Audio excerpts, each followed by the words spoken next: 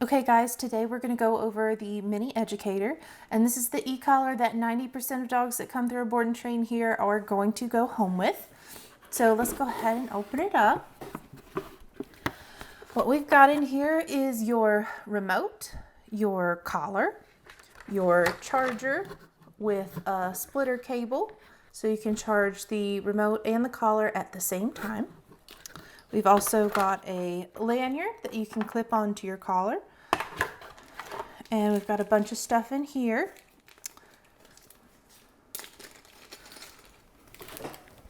Let's see, in here we've got a tool that helps you take the outside of your remote off, and you can change the color or get into it to work on it if you need to. This here is a tester light. You put the prongs of your e-collar in the holes right here, and when you press the remote for a stem, it should light up, and if it's not, something's wrong with your remote. Right here we've got a wrench to get the prongs, the contact points on and off of your e-collar if you need to change them. And we have a spare set of those contact points right here, and these are the long or thick fur contact points. So if your dog has longer hair, that's most likely they might be using that one. They might be using something different, and I will have the appropriate contact points for your dog's fur on the collar at the go home. So things might look a little different than this. Under here, we've got a user manual in case you need it. Also, the phone number of the company is on the remote. It's on the back of the remote. It's also on the box in case you ever have troubles. Everything you need is right here. All right. So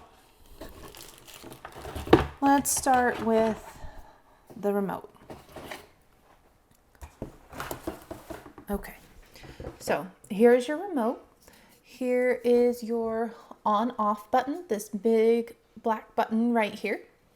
So to turn the remote on, we're going to push and hold, and there it's on. So right here you have an indicator light. It's going to flash green when it is fully charged. When it starts flashing orange, that means the remote is dying, and when it starts flashing red, that means it's really dying and needs to be charged soon. Over here, we've got your T button for tone, and that is a vibrate feature for your collar. You're only going to use this if your dog is impaired with their hearing. Otherwise, we don't use this button. And that is because we want all the power to be with our voice. So if I tell my dog to come and they don't, and I give them a warning, and then I use the stem, that means I'm always going to have to give them a warning. I want my voice to have all of that power. So over here, we've got a black S and a red S. So this is going to be set to stem whatever number your collar is set on. So this is the button you're going to hold, and I usually hold the remote like this.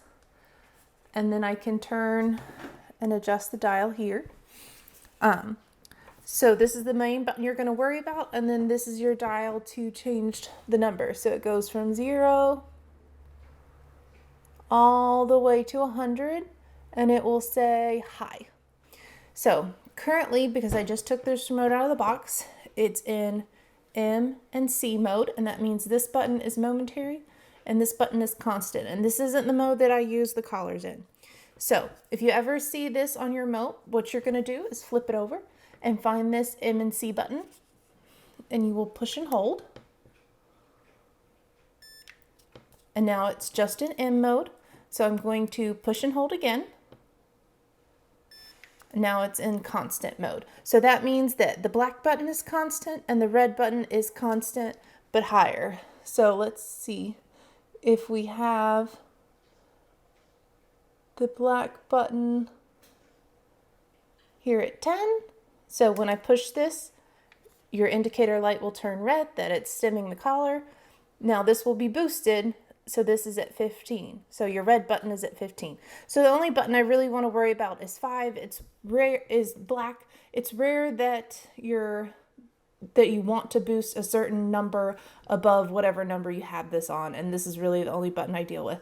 If you have 2 dogs come into training, your black button will be collar 1 and your red button will be collar 2. So you can lock in the number on the dial. I don't recommend you do this because if you need to change your number, see there when I turn, this number is not changing. If you need to change your number, you have to do this before you can change it. So I don't recommend locking in your number. You'll see that this LED screen lights up whenever I push anything, but then if I don't push a button for a minute, it will go dark, and that's just to save battery. So if you see it go dark, that is why. All right, so let's now go over the collar. This is your collar. It has 2 contact points right there, as well as a charging port. So you can charge your collar. And so this is completely waterproof, but you need to make sure that is closed in order for it to be waterproof. And the charging port on your remote is right here. And this needs to be fully closed, and this is waterproof, and it also floats in case you're kayaking or have your dogs out at the lake or anything like that. So in order to turn your collar on, what you do is you find this red dot, and right under the T button on your remote, there'll be another red dot, and these are magnetic. So I'm going to touch them together, and that light's going to turn green, and it should continue to flash green. I'm going to turn it off again.